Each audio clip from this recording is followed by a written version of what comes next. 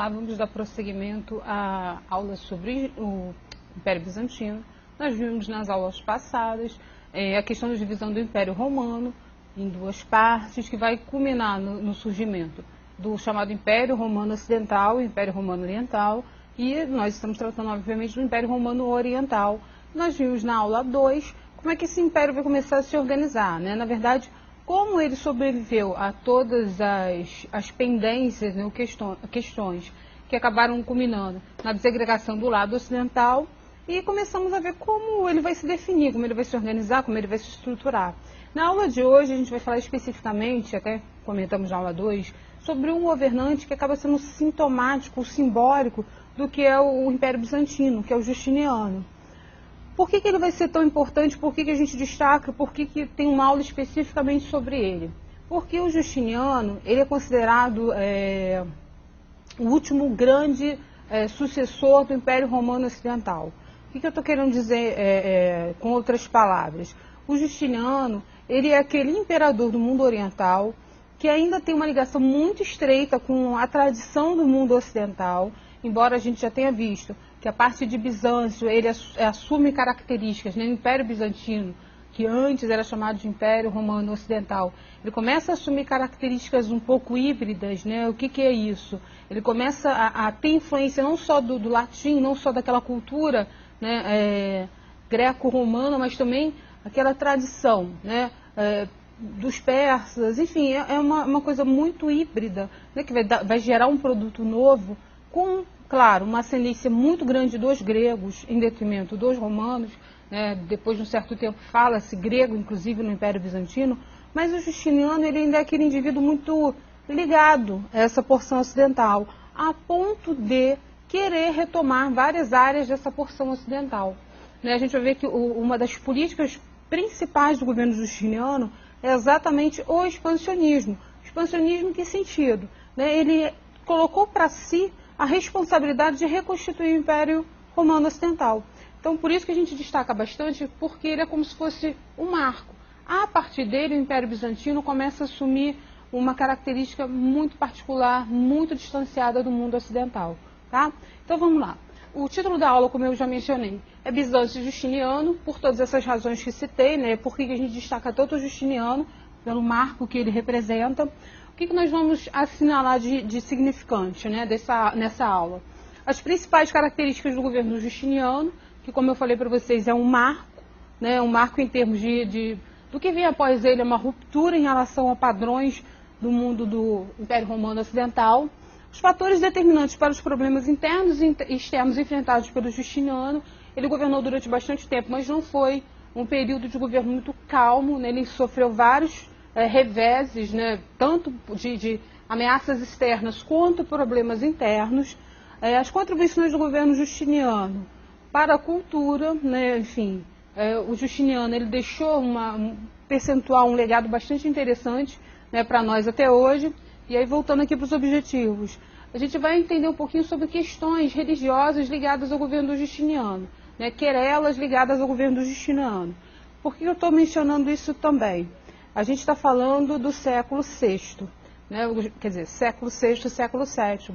Então, nós estamos falando de um período em que o cristianismo, né, ou melhor, a Igreja Católica, ela ainda não tinha fincado raízes, vamos dizer assim.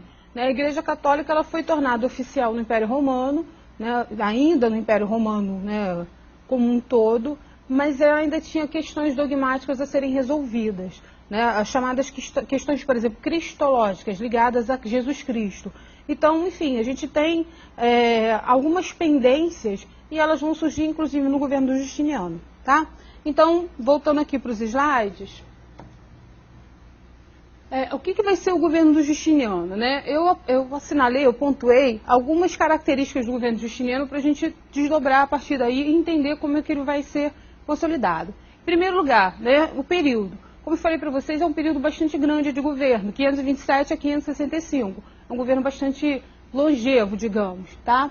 E o primeiro passo do Justiniano ao assumir o poder é exatamente ele vai voltar seus olhos para uma questão antiga, né, em relação à Igreja Católica, que a gente chama de primeiro cisma. Vocês devem se recordar que essa palavra cisma, ela já deve ter sido usada com vocês em outros contextos. Toda vez que a gente usa o termo cisma, a gente está falando de separação, de ruptura, né? Mais à frente nós vamos estudar o grande cisma oriental, que é quando a Igreja Católica se subdivide. Você tem a formação da Igreja, quer dizer, a continuidade da Igreja Católica Apostólica Romana, e você tem o surgimento da Igreja Católica Ortodoxa, dentro do contexto de Bizâncio. E aqui a gente tem um primeiro, vamos dizer assim, destempero entre essas duas influências, né, entre essas duas porções da Igreja Católica. O que vai acontecer nesse momento? Antes do Justiniano, que ele vai tentar minimizar a questão. A gente tem a Igreja Católica subdividida, a partir do século V, em áreas de influência, digamos assim. Então você tem, tem o papado, mas não da forma que a gente concebe hoje. A gente tem uma ascendência muito grande da igreja, da porção de Roma já nesse momento. Mas não havia ainda aquela ideia de papa que comandava todo mundo cristão. Eles costumavam dividir, né, a Igreja Católica em patriarcados. Então você tinha o patriarcado de Roma, você tinha o patriarcado de Constantinopla, o patriarcado de Antioquia, enfim. O que vai acontecer que vai gerar um pequeno destempero entre essas partes?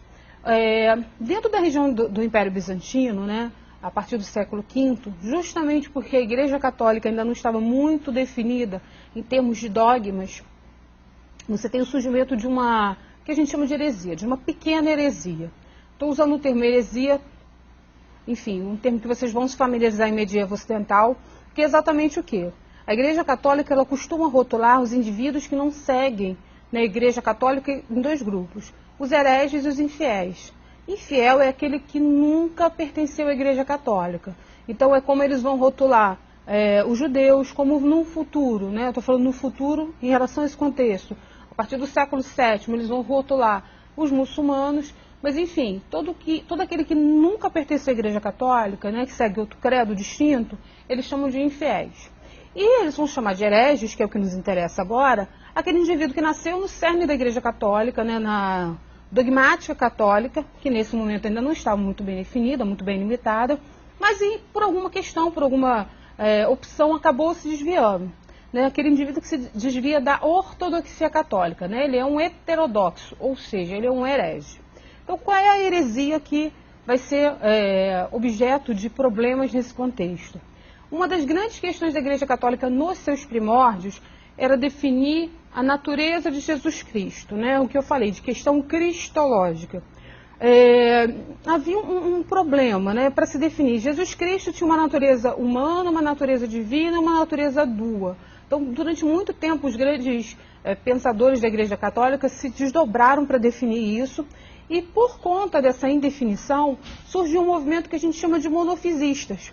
O que são os monofisistas? Eles acreditam que Jesus Cristo tinha apenas a natureza divina, tá? Mono, né? Todo mundo lembra das suas aulas de português, esse prefixo mono significa um. Então, Jesus Cristo tinha apenas uma natureza divina. Depois tem um outro grupo, que é o nestorianismo, que a gente não vai comentar, enfim, mas só a guisa de curiosidade, que vai definir, eles recebem esse nome por conta do líder, eles vão definir que a natureza de Jesus Cristo é apenas humana. Então, é um embate que acontecia nesse contexto. E o que tem a ver isso com o cisma da Igreja Católica? No Império Bizantino, esse grupo dos monofisistas, ele tinha muita expressividade, né? Ele tinha, enfim, um número significativo de adeptos. E o patriarca de Roma, enfim, começa a se debater, né, com o patriarca de Constantinopla, exigindo que ele coíba a prática do monofisismo. E o patriarca de Antioquia não faz nada. Qual é a posição do patriarca de Roma? Ele vai excomungar o patriarca de de Constantinopla. E aí o que vai acontecer? A excomunhão para o mundo católico é uma penalidade, digamos assim, muito severa. É como se você tivesse condenado o indivíduo à danação do inferno sem chance de salvação. Então, enfim, o que o patriarca de Constantinopla faz? Se aparta. Por isso que a palavra que a gente usa é cisma. O primeiro cisma da Igreja Católica é a primeira separação. Não é uma separação definitiva, né, eles vão retomar contatos, enfim, até o século XII. E no século XII a gente tem, aliás, perdão, no século XI. E aí no século XI a gente tem realmente uma ruptura definitiva. Mas você já começa a perceber que existem diferenças entre a percepção do mundo ocidental e a percepção do mundo oriental. Mas enfim, o Justiniano, ele vai, quando ele assume o poder, ele vai tentar retomar essa questão. Por quê? Quando ocorre a excomunhão do patriarca de Constantinopla, o imperador de Bizâncio vai ficar do lado do seu patriarca. Então, ele também vai ser excomungado. E o Justiniano, ao assumir o poder, o que ele faz? Ele vai tentar retomar essas relações com a Igreja Católica Ocidental. Até porque ele pretendia, né, um movimento expansionista, então não era muito coerente ou não era muito interessante ter esse problema com o patriarcado ocidental. E aí, o que ele faz? Ele vai começar a perseguir os monofisistas dentro do território, né, de Constantinopla, dentro do território do Império Bizantino, a despeito, inclusive, da sua esposa. Né? A esposa do Justiniano, ela é uma mulher bastante interessante, porque, ao contrário da maior parte das mulheres nesse contexto que era apagada, né? Não porque as mulheres sejam apagadas, mas a gente sabe que a história do mundo antigo, do mundo medieval e até o mundo moderno, as mulheres elas sempre foram secundarizadas, e a Teodora não, ela era uma mulher bastante forte, uma mulher bastante atuante, inclusive no governo do marido. Mas a despeito dela, o Justiniano vai fazer essa perseguição aos monofisistas, o que era interessante politicamente para ele. E aí o que ocorre? Há essa reaproximação com a Igreja Católica, e a gente julga que essa seria a primeira grande atitude do Justiniano ao assumir o poder. Ele assumiu em 525, quer dizer, logo depois que ele assume, ele toma essa atitude, tá?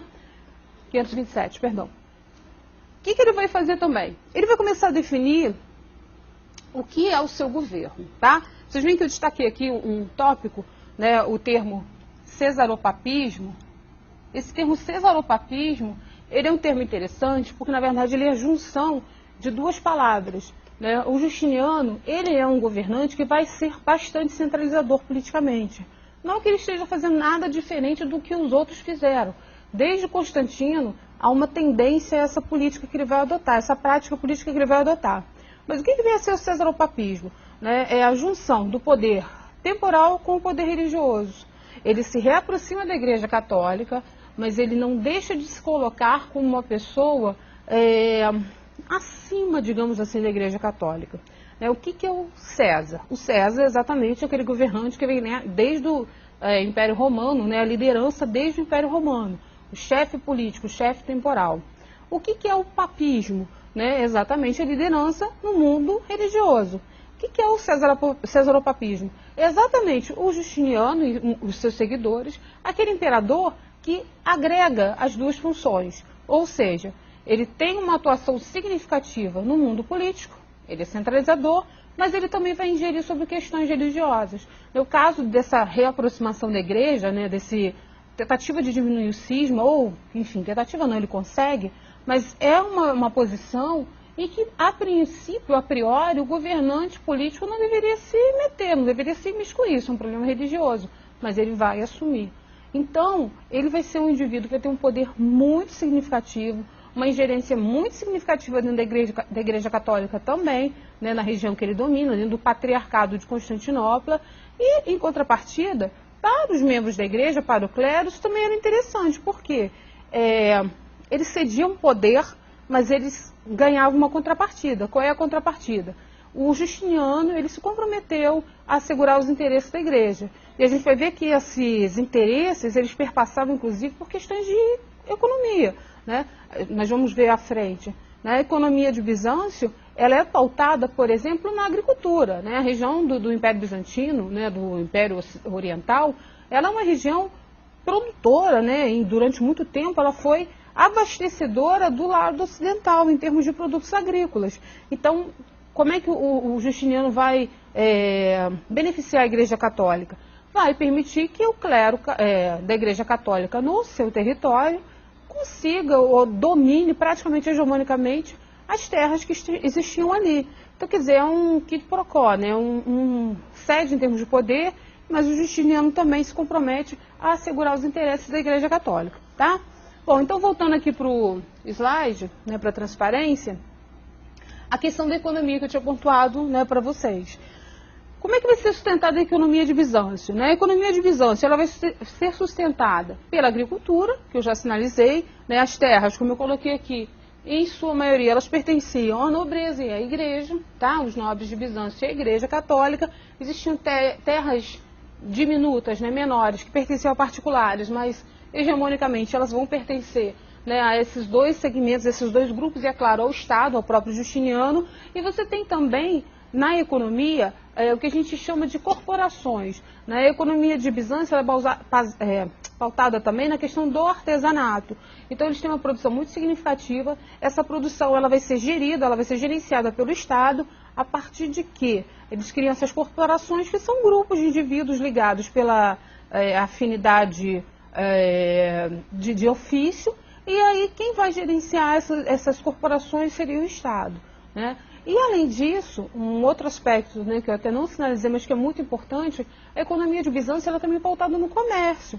Não se esqueçam que a capital de Bizâncio, Constantinopla, ela tem uma posição geográfica estratégica. Ela está de frente para o mar Mediterrâneo, praticamente de frente para o mar Mediterrâneo, ela tem proximidade com o mar de Mármara, Constantinopla tem proximidade com o Mar Negro, então é um trocamento geográfico muito interessante no que tange a fluxo de mercadorias, né, perto do Estreito de Bósforo, enfim.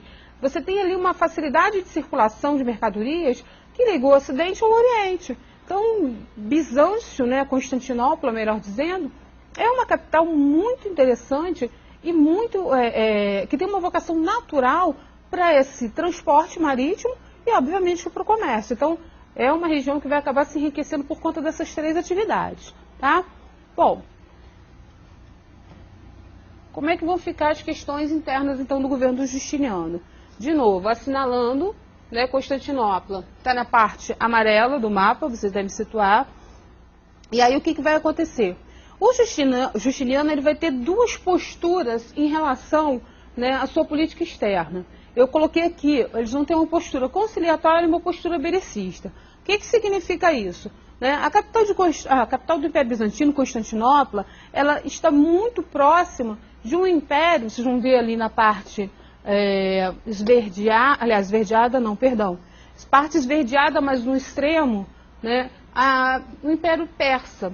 Então o Império Persa, durante muito tempo, foi uma ameaça para o Império Bizantino, quer dizer, desde a época dos romanos, os persas, eles não tinham se rendido totalmente aos romanos. Então, a dinastia que governava na época do Justiniano era a dinastia dos Sassânidas.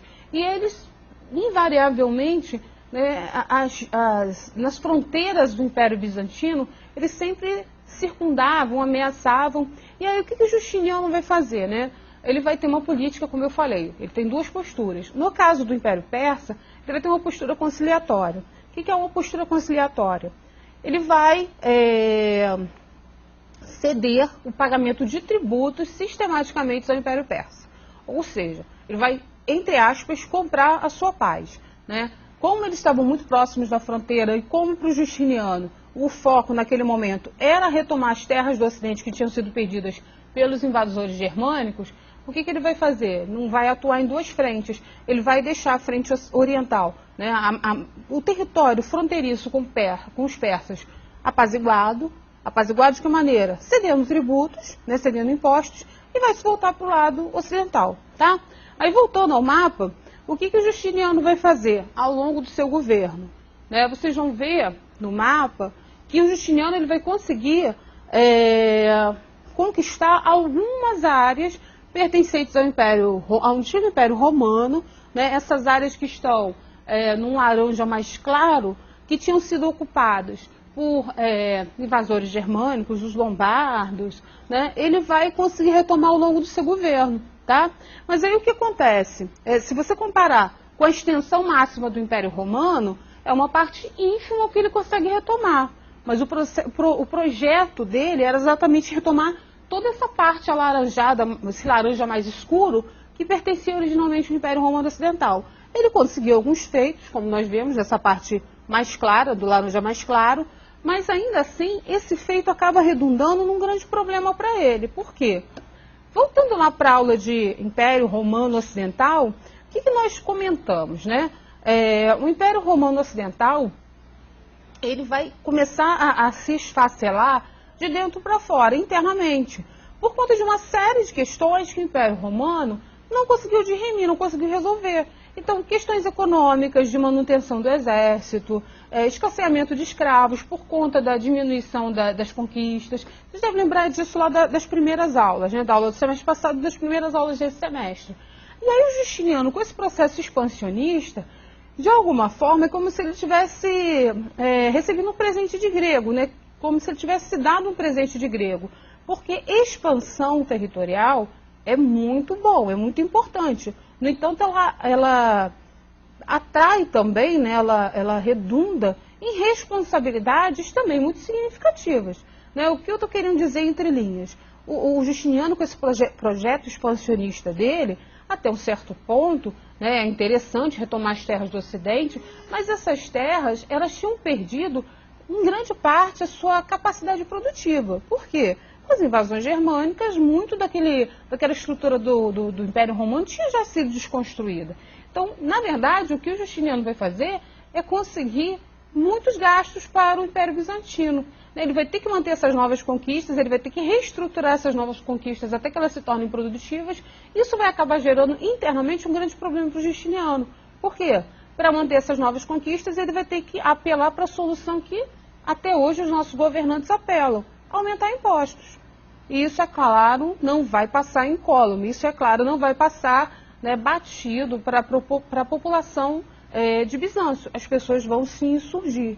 Não no primeiro momento, mas a gente vai ver que isso vai redundar num grande problema para o Justiniano, tá? Mas a princípio é interessante a prática dele, né, se tivesse inclusive tido continuidade, tá? Indo para o slide, o que a gente vai ver? O Justiniano, com essa política de aumento de impostos sistemática, o Justiniano, ele vai enfrentar internamente uma oposição chamada revolta de Niké ou Nicá, tanto faz. Niké, na verdade, é uma deusa grega, que é a deusa da vitória. E essa rebelião ela vai se dar num espaço bastante frequentado pela população de Bizâncio, que é o espaço do hipódromo, tá? O que é o hipódromo? Né, vocês devem se lembrar, os romanos eram muito afeitos a espetáculos, né, espetáculos públicos, espetáculos custeados pelo Estado. Né, existia aquela política do pão e do circo que a gente comentou no semestre passado, e o Justiniano, de alguma forma, vai dar uma continuidade nessa política, né, ele vai prosseguir com essa política. E o hipódromo, no caso do Império Bizantino, era o local mais apreciado pela população em geral, né, o lugar mais frequentado. E aí, dentro do hipódromo, você tinha um surgimento de facções, digamos, né, grupos que torciam lá para os seus cavalos, né, mas que internamente também se uniam, não só porque torciam para o cavalo A, B ou C, mas porque tinham identidade em relação a seus princípios, ou às suas demandas, ou às suas questões. Então você tem 4 grandes grupos, dentro do hipódromo, que são os brancos, os vermelhos, os azuis e os verdes, sendo que os azuis e os verdes são aqueles mais beligerantes, mais questionadores, enfim. Por que eu estou pontuando isso? Porque essa revolta de Nicá, ou revolta de Niké, né, vai acontecer exatamente dentro do hipódromo, num primeiro momento. Parece que é só por uma questão de disputa, né, esportiva, né, as pessoas estão insatisfeitas com o resultado de um páreo, mas não é isso. Na verdade, esses grupos que já eram facções dentro do hipódromo, que já questionavam determinadas práticas do governo justiniano, vão pretextar uma derrota para se insurgir contra o governante, tá? Então, vindo aqui para o slide, né, eu pontuei para vocês esses grupos, né, aqui embaixo depois vocês podem perceber com calma, né, os verdes e os azuis que eu tinha falado para vocês, eles eram grupos que tinham interesses diferentes, né? Um grupo era ligado ao monofisismo, outro grupo era grupo de fazendeiros, mas não importa. O que vai acontecer vai ser o seguinte, vai acontecer um determinado páreo, o resultado vai favorecer o grupo dos verdes, o Justiniano ele não vai se posicionar, ele não vai se colocar acerca do resultado, sabiamente ou não, enfim, era uma prática dele não se posicionar, porque quando não se posicionava, na verdade, ele acabava mantendo os 2 grupos ou os 4 grupos de alguma forma sob seu controle, mas esses grupos que já estavam extremamente insatisfeitos, primeiro porque o Justiniano vai começar a reprimir os monofisistas, que eu comentei com vocês no início da aula. Segundo, porque o Justiniano vai aumentar sistematicamente os impostos para bancar essas conquistas externas e para bancar os impostos que eles estão pagando para os persas sassânidas. Então esses grupos já estão assim no auge da sua revolta, no ápice da sua revolta, no ápice do seu incômodo, e vão pretextar exatamente esse não posicionamento do Justiniano em relação à vitória de um determinado páreo e vão se rebelar, eles vão se insurgir.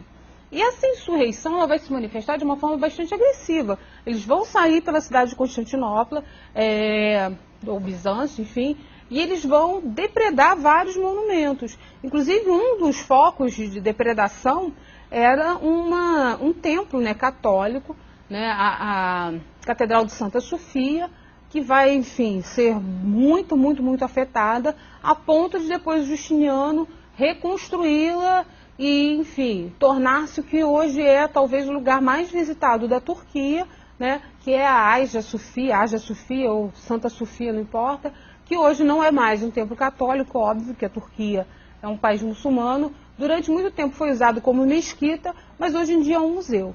Mas o fato é um movimento bastante significativo em termos de questões internas. O Justiniano ele vai se sentir muito ameaçado porque as pessoas realmente vão sair às ruas.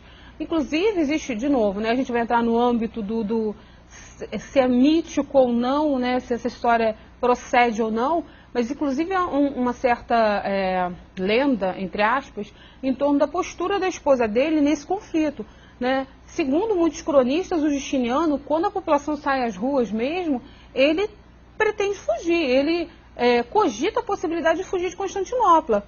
E quem vai, né, colocá-lo na sua posição é a esposa. Né? Segundo um cronista, ela teria dito que a púrpura era uma bela mortalha. A púrpura, para quem não está ligando, né, o nome à pessoa, os imperadores eles se vestiam de púrpura, né, daquela cor, a cor avermelhada, a purpurada, era só dos imperadores. Então ela dizia, indiretamente, implicitamente, se a púrpura é uma boa mortalha, ela estava dizendo, você tem que morrer como imperador.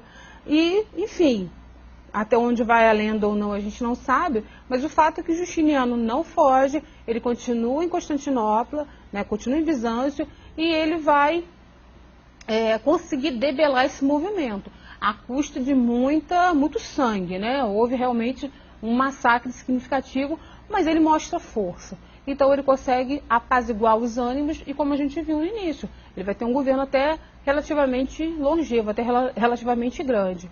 Mas definindo assim os contornos gerais do governo do Justiniano, né?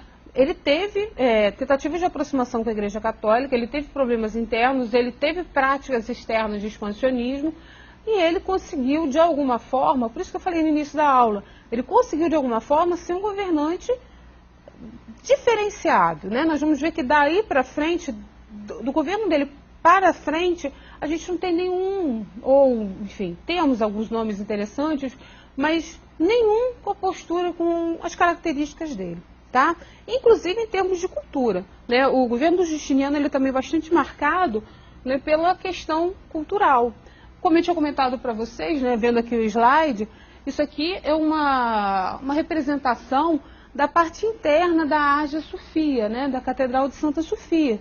Então, quer dizer, ele teve essa preocupação também, aí, enfim, a gente pode especular sobre os motivos, né, talvez para mostrar poder. Vocês sabem que poder se mostra também, né, não vamos entrar no mérito do certo e do errado, mas a gente demonstra poder também através da ostentação. Então, possivelmente, até a construção ou a reconstrução da Hagia Sofia tenha essa conotação de realmente mostrar o quanto ele era poderoso, não importa o motivo. Mas o fato é que ele teve uma preocupação em também voltar-se para essa questão da cultura, né? Ele teve uma preocupação em desenvolver esse aspecto. Aí, voltando para o slide, o que a gente vê em termos de arte bizantina, né? A gente fala que a arte bizantina, talvez vocês se lembrem bastante de arte bizantina quando falam de mosaico, Mas a arte bizantina, ela é essencialmente uma arte que a gente chama de funcional. Funcional por quê? Quando vocês fazem essa remissão aos mosaicos, ela é uma remissão correta porque a arte bizantina ela está estritamente ligada à questão da religião. Então a gente percebe muito essa preocupação em... aliás, melhor dizendo, não a preocupação, mas essa ligação da arte com tudo que tem a ver com a religião. Né? Inclusive, mais à frente a gente vai tocar num ponto que é a questão iconoclasta, isso é bem lá na frente nas nossas aulas, mas você vê a preocupação dos artistas em representar ou não representar, e tem a ver com a questão iconoclasta, as feições de Jesus, de Maria, enfim. E a preocupação em estabelecer o que seriam referências, parâmetros. Então a arte bizantina ela está muito ligada a essa coisa da religião, as cores que eles usavam, né, as nuances que eles usavam. A maior parte dos projetos arquitetônicos dos membros do Império Bizantino estavam ligados a templos, a igrejas. Então realmente é uma arte muito estritamente ligada a esse aspecto da religião. Eu estou fazendo essa ponderação, quando vocês vierem estudar a história da arte, a gente vai ver que é uma tônica, né, dos povos da antiguidade, a chamada arte funcional. Não é a arte como a gente concebe hoje, uma arte consumista, né, uma arte de consumo. Né? Nesse contexto, os grandes artistas, que a gente hoje lê como grandes artistas, que conceberam esses monumentos, eles não eram nem destacados, eles não assinavam as suas obras. A gente vê a arte como consumo só a partir do século XVI ou do século XV, a gente pode recuar um pouco. Até então, não. Então, por isso que eu marquei bem esse ponto de arte funcional, que isso se aplica à arte egípcia, isso se aplica à arte grega, e nesse contexto a arte bizantina, né, que mesmo depois do Justiniano, mesmo depois do cisma da igreja, né, do segundo cisma, né, a grande separação, você ainda vê a arte muito preocupada, muito voltada para essas questões da religião, tá? Bom, ainda entrando na seara do que o Justiniano produziu em termos culturais, a gente tem um documento que ele ainda hoje é uma referência, não só quando você estuda Bizâncio, mas quando você quer fazer um estudo comparado do direito antigo e do direito moderno. O Justiniano ele criou um documento chamado Corpus Iuris Civilis, quer dizer, não pessoalmente, óbvio, né, ele designou indivíduos para exercer essa função, mas o que vem a ser esse Corpus Iuris Civilis? Se a gente traduzir literalmente, seria o corpo do direito civil, tá? Sobre o que ele versava, sobre o que ele falava. Primeiramente, ele era subdividido em 4 livros, né? Digesta, Pandectas, um Novelli, né? Que depois a gente vai pontuar exatamente do que se trata. Mas antes de falar disso, o que é o Corpus Iuris Civilis? O direito romano, ele até hoje, ele é referência ou referendado, né, como sendo a influência do direito moderno no mundo ocidental, tá? A gente está falando agora do mundo oriental. O que o Justiniano vai tentar fazer? Como ele viveu problemas internos, problemas externos, na lógica dele, para afirmar o seu poder, era mais interessante, era mais coerente, ou muito importante, também definir quais seriam os limites do direito de cada um, tá? Claro, de novo, voltando ao que a gente falou na aula, no início da aula, ele vai ainda seguir muito a tradição romana, portanto, ele vai ter essa preocupação do romano de sacramentar, né? O romano é um povo extremamente legalista no sentido de, né, materializar tudo aquilo sobre o que eles atuavam no seu cotidiano.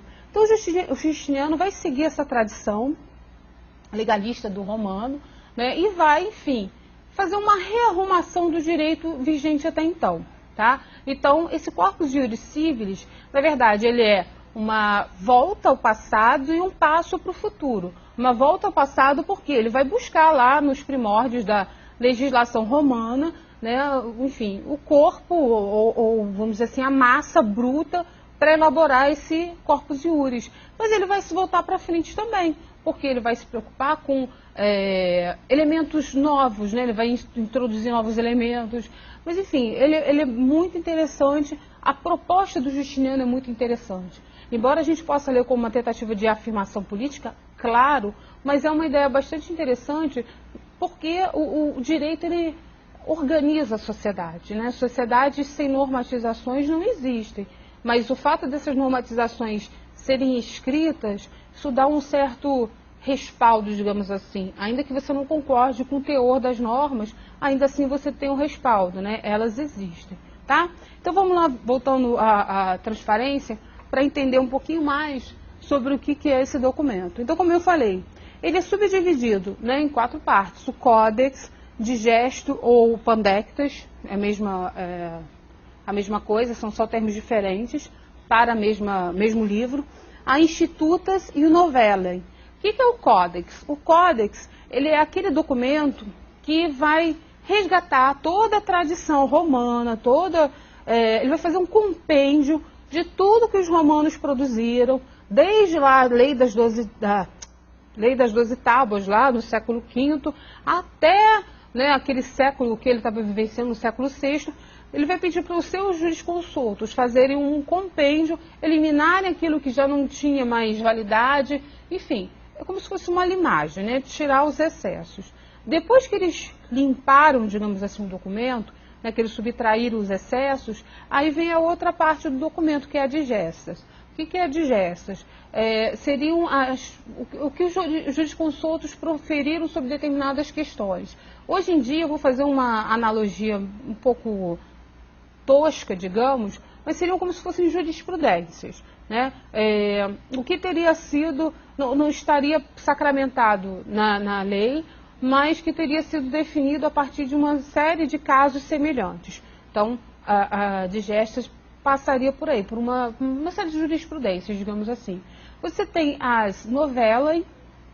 O que são as novellae? Aliás, perdão, as institutas. As institutas é como se fosse um manual para os estudantes de direito.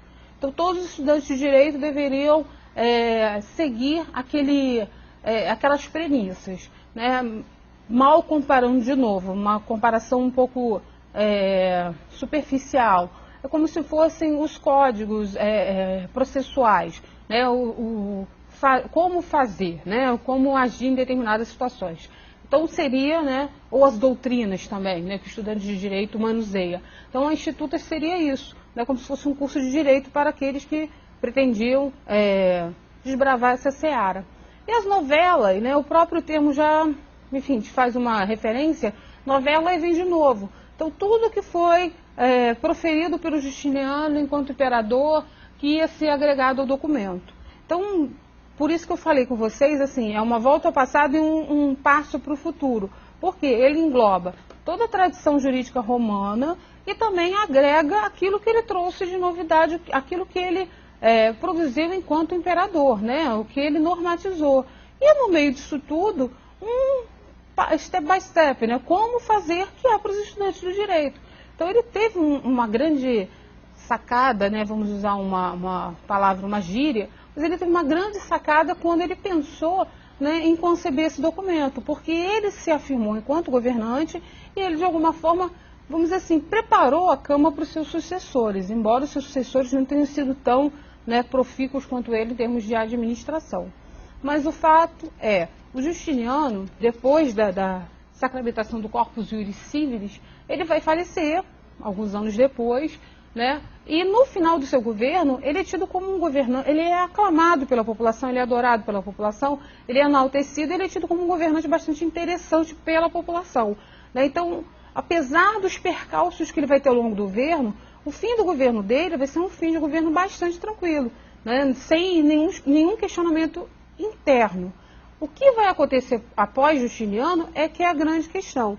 O Justiniano, ele deixa um legado interessante, mas ao mesmo tempo ele deixa problemas que estão no nível subliminar, né? O que eu estou querendo dizer com isso? Na aula nós falamos que ele teve um grande problema quando aumentou os impostos, ele teve a Revolução de Niquéia. Aquelas possessões que ele assumiu, elas continuavam lá. Aqueles domínios anteriormente pertencentes ao Império Romano, elas continuavam ali e não eram ainda rentáveis. Então, os sucessores do Justiniano, né, a gente vai ver que tem uma dinastia chamada Heráclida, eles vão ter inúmeros problemas, porque eles não vão conseguir administrar essas possessões. Então, o Justiniano, ele, com essa visão expansionista, né, ele vai deixar de alguma forma, vamos voltar à metáfora do presente de grego, né? Ao mesmo tempo que ele comprou para si, ele deixou para os outros, porque essa grande extensão territorial que ele vai abarcar, ela vai acabar, enfim, causando problemas. Ou esses governantes, sucessores dele, continuavam, né, mantendo essas possessões, ou esses governantes abandonavam. Isso não era digamos, uma questão muito fácil de ser resolvida, né? Você abdicar das possessões que tinham sido assumidas pelo seu antecessor, poderia significar uma demonstração de de fraqueza. E muitos, quer dizer, seus sucessores vão ter que fazer essa opção. E a opção que eles fazem é exatamente abandonar essas terras. E aí o que acontece? O Império Bizantino, pós-Justiniano, ele retrocede. Ele volta a ser aquele Império Bizantino da época em que o Império Romano foi dividido em duas partes. Né? Na leitura que foi feita, a gente pode fazer uma leitura moderna e podemos fazer uma leitura contemporânea. Os cronistas da época, obviamente que leram o quê? O Justiniano como sendo a era de ouro do Império Bizantino. Né? Eu falei para vocês no início da aula, não usei esse termo era de ouro. Eu usei o termo que ele é um governante diferenciado, ele tem uma proximidade muito significativa com a tradição ocidental. Eu não dei um adjetivo, não adjetivei o governo dele. Né? Eu apenas coloquei como um marco referencial. Mas para os cronistas de época, ele tinha sido o ápice do Império Bizantino, né? O máximo do Império Bizantino, e aqueles que vêm pós-Justiniano, ele representa exatamente o quê? A desagregação do Império. Vamos relativizar essa postura dos cronistas posteriores. É fato, sim, que o Império Bizantino ele vai retroagir em termos de dimensão geográfica, mas também as conquistas do Justiniano elas foram muito efêmeras, elas não foram pautadas em uma base muito sólida. Então, vamos lá no si que não se usa em história, mas vamos devagar um pouco, né? Se nós pensarmos que o governo Justiniano, se nós pensarmos na possibilidade do governo do Justiniano ultrapassar os limites temporais que tiveram, até que ponto o Justiniano também teria conseguido manter aquelas possessões? Né? Isso é uma coisa que, enfim, a gente não tem como responder de novo. Não se usa assim em história, a gente trabalha com o que é e o que não é, mas também é complicado o que os cronistas fizeram de estereotipar os sucessores do Justiniano como sendo mais fracos do que ele. Né? De novo, vamos nos reportar ao contexto.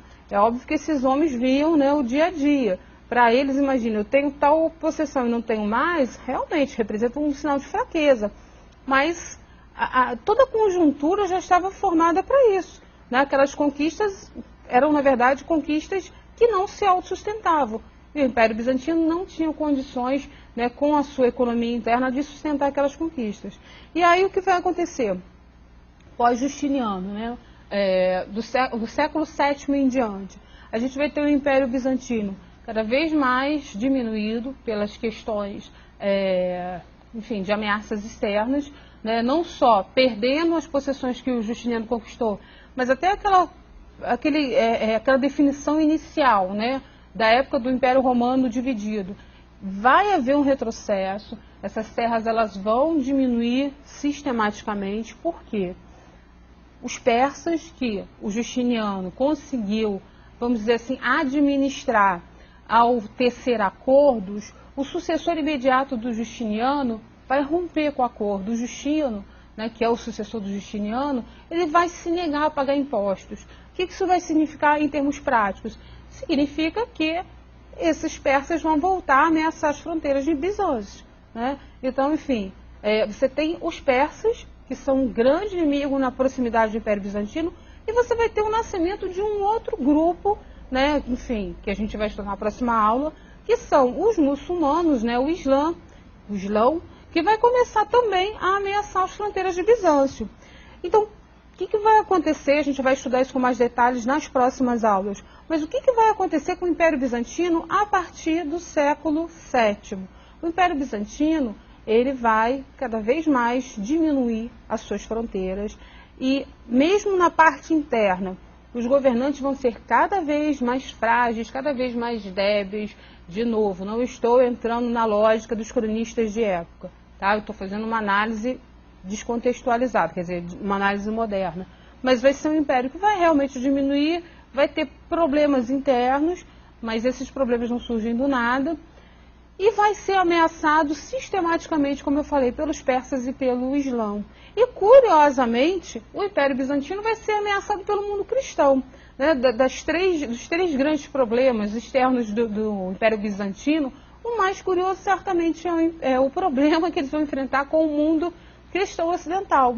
Isso a gente vai ver nas próximas aulas, né? Quando começarem as cruzadas, a região de Constantinopla, né, de Bizâncio, vai ser muito importante, porque quando começarem as cruzadas, para vocês terem uma ideia breve, as cruzadas, né, elas vão ter como objetivo reconquistar as terras santas, né, que tinham sido dominadas pelos muçulmanos. Bizâncio vai ser um marco, né, uma ponte de ligação, até pela questão, né, da posição geográfica. E, no entanto, eles vão sofrer com o chamado fogo amigo. O que é o fogo amigo? E os próprios cristãos, em dado momento, eles vão atacar a capital, eles vão atacar Constantinopla. Então, enfim, a gente tem um império que vai sobreviver até o século XV, né? Se a gente pegar aqueles marcos históricos, né, que a gente costuma usar na escola, né? Tomada de Constantinopla, 1453. A gente tem um império que vai sobreviver até o século XV, mas ele vai, enfim, sempre, a partir do século VII, ser cambaleante. Mas, de novo, não vamos entrar na facilidade de dizer que Justiniano foi o governante e os demais foram um fracasso. Não. Na verdade, aquela conjuntura já estava se desmontando com o passar dos séculos. O Justiniano foi apenas o primeiro elemento. Então, ele pegou, vamos dizer, um contexto diferente. Os demais acabaram, vamos dizer assim, trabalhando em cima do que lhes foi dado. Né? E esse trabalhar em cima do que lhes foi dado, na verdade, representou ter que assumir estruturas que já estavam corrompidas há muito tempo. Então, enfim, acabou sendo o caminho natural para esse império, que foi bastante marcante ao longo da história, mas que, enfim, em dados momentos ele só resistiu mesmo, ele resistiu mesmo cambaleante. Ele já não apresentava mais o potentado que existia, né, anteriormente. Tá? Então, enfim, nas próximas aulas vamos começar a falar do Islã, e mais à frente nós retornaremos a falar de Bizâncio, né, a partir do século VIII, século IX, enfim, até chegarmos à questão do encontro, de novo, do mundo ocidental com o mundo oriental através de Bizâncio, né, o encontro de duas grandes tradições. As próximas aulas nós vamos falar do islamismo, então Bizâncio vai ser meio que vai ser o meio do caminho entre o mundo católico ocidental e o mundo islâmico, e grande parte do encontro, do confronto vai acontecer nas fronteiras do Império Bizantino. Então, até as próximas aulas e nós retornaremos a falar de Império Bizantino.